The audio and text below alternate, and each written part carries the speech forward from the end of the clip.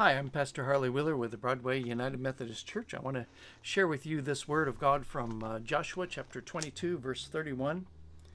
It says, "And Phinehas, the son of Eleazar the priest, said to the people of Reuben and the people of Gad and the people of Manasseh, Today we know that the Lord is in our midst, because you have not committed this breach of faith against the Lord.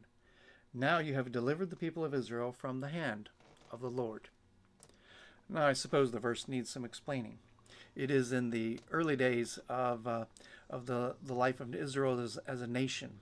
From Moses, under Moses, they were led out of slavery in Egypt through the Red Sea, through the wilderness to the borders of the Promised Land.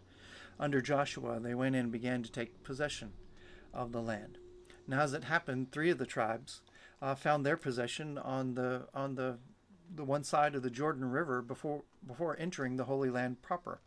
And Moses said that was fine. Joshua understood that they were to live there as people of Israel. That Israel was just kind of double blessed. They had more land than God had promised. But the tribes, and their names were Reuben, Gad, and Manasseh, had built an altar by the river.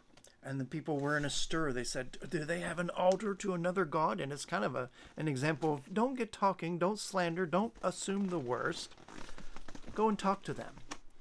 And they said, no, it's not an altar to another God at all. In fact, it's not an altar we tend to make sacrifices on. We'll sacrifice where in the tabernacle where God told us to do so when we worship our holy God. But we want a memorial for our children to see through generations that we also are part of the promises of Israel. So it's a beautiful story of reconciliation when it almost led to violence. And Phinehas says, we have been saved from sin. And we know that God is with us because you have not sinned. You know, the good deeds of others, the times when others make a choice for God, have an impact in our lives. And this is one of those points where Phinehas, in the Bible, saying, your choice for God, your faithfulness blesses us.